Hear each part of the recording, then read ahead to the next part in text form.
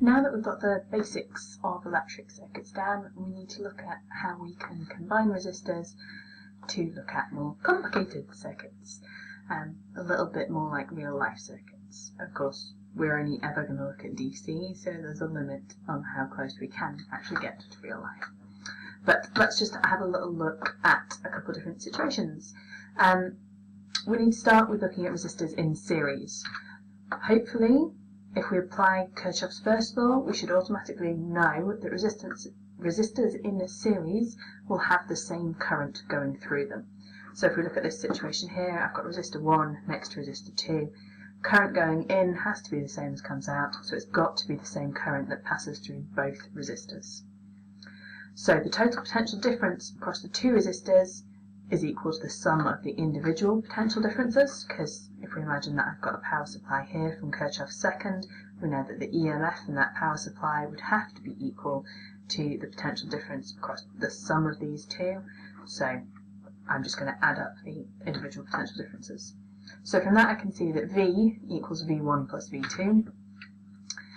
So potential difference across resistor 1, which we'll call V1, is given by V1 equals I times R1, and across resistor 2, V2, is going to equal I times R2.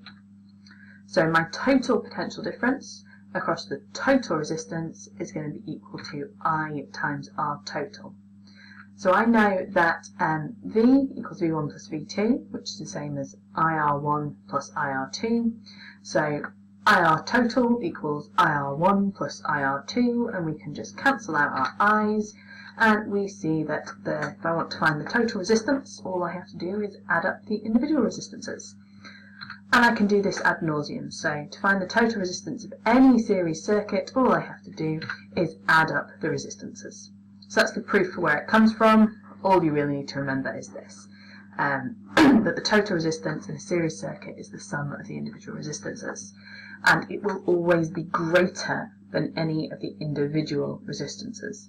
So when we put resistors in series, we are always going to increase the resistance. Straightforward and nice little proof to show you where it came from. So, in summary, for a series circuit, the current is the same at all points around the circuit, the potential differences add up, and the EMFs add up, and the resistances add up. Really simple, really straightforward. Series circuits, easy peasy.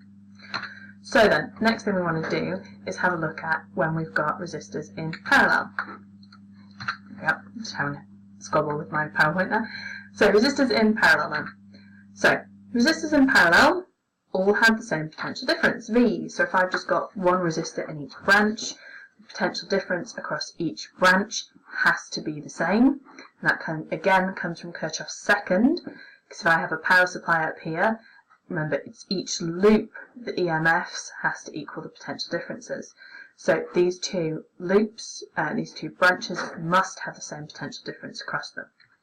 The current, however, will be different because of Kirchhoff's first law, because it's going to split.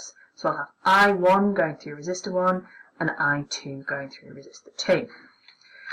So if I wanted to get to the total current I could do the sum of the currents. Kind of like before, where I could say the potential differences could be the sum of the potential differences. In this case, the total current is the sum of the individual currents.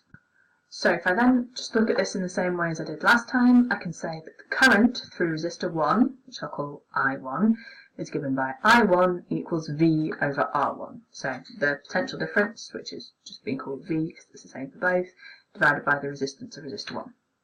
And then the next thing that will give me is if I look at R2, it will be I2 equals V over R2. Total current through the total resistance is equal to V over R total. And these are just from Ohm's law. I assume we spotted that, but just in case it wasn't obvious. Going back to what I said about the currents, I can say that the total current equals the current through 1 plus the current through 2, which I can replace with the statements I came up with for them here to say that I1 is V over R1 and I2 is V over R2, which gives me that V over RT equals V over R1 plus V over R2. And again, just cancel all the V's out, and I find that 1 over the total resistance equals 1 over R1 plus 1 over R2. And again, I can do this ad nauseum to as many resistors as I want. So 1 over the total resistance equals 1 over R1 plus 1 over R2 plus 1 over R3. Now in this case that means that the total resistance in a parallel arrangement of resistors will always be smaller than any of the individual resistances. So series, we're going to make our resistance bigger. Parallel will let me make a smaller resistance. Now I will mention this now, and hopefully you'll all prove me wrong, but I bet at some point every single one of you will use this equation to try and find a total resistance, and you will forget that you need to take the reciprocal of your result to actually get the resistance. Prove me wrong. Get it right every time. Okay?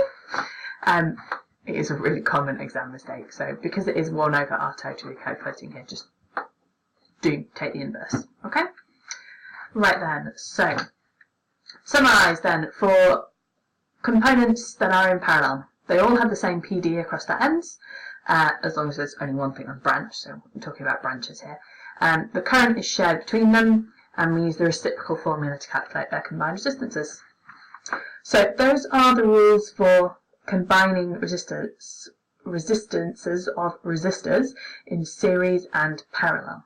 Now obviously, now that we know the basics, we can look at what if I have series components in parallel with other components, or if I have parallel components in series with other components.